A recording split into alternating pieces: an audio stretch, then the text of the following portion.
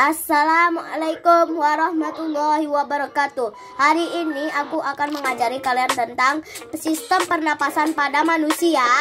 Nah, kalian udah belajar pernapasan belum? Kalau udah, jawab di kolom komentar. Itu wajib. Wah, jangan lupa like, comment, subscribe dan tonton sampai habis. Dah, kita mulai. Bismillahirrahmanirrahim. Sistem pernapasan pada manusia. Bernapas merupakan kegiatan tubuh yang tidak kita sadari. Ketika bernapas, menghirup udara, oksigen dari lingkungan dan kemudian menghembuskan karbon dioksida ke lingkungan. A. Organ pernapasan. Pernapasan pada manusia dilakukan oleh organ pernapasan yang terdiri dari hidung, tenggorokan, dan paru-paru. Lihat nih, ini hidung, ini tenggorokan, ini paru-paru. 1. Hidung. Pada lubang hidung terdapat bulu hidung untuk menyaring udara agar kotoran tidak masuk ke dalam saluran pernapasan.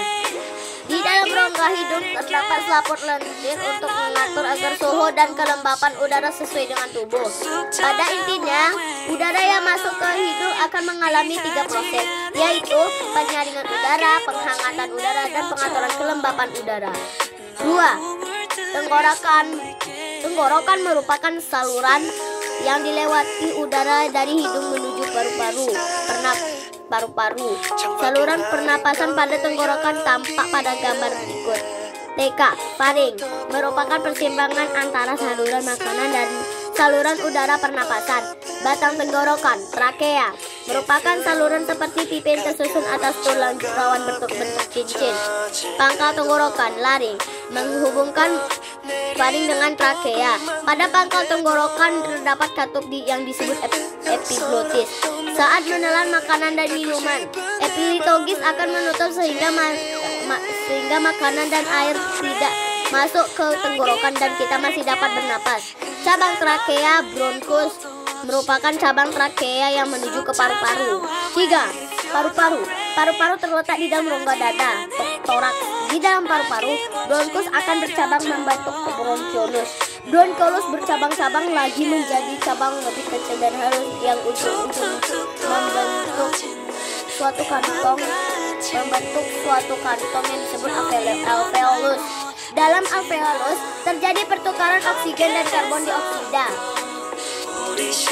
Bagaimana cara kerja paru-paru dalam pertukaran udara? A. Oksigen yang dihirup dan masuk ke alveolus akan diserap darah.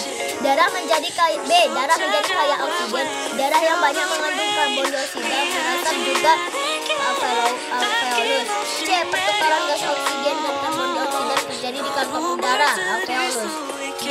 Darah membawa oksigen ke jantung untuk dipompakan ke seluruh tubuh. E. Gas karbon dioksida keluar dari darah masuk ke saluran untuk dikeluarkan saat mengembuskan napas. B. Proses pernapasan. Proses pernapasan terdiri dari inspirasi, proses menghirup udara, dan ekspirasi, proses mengembuskan udara. Proses pada manusia dimulai dari hidung. Udara yang dihisap pada waktu menarik napas. Inspirasi masuk melalui lubang hidung kiri dan kanan, selain melalui mulut. Udara yang kita hirup mengandung 80% NO kuadrat, 16% O kuadrat, dan 4% CO2 kuadrat. Setelah melewati rongga hidung, udara masuk ke kerongkongan bagian atas, lalu masuk tenggorokan.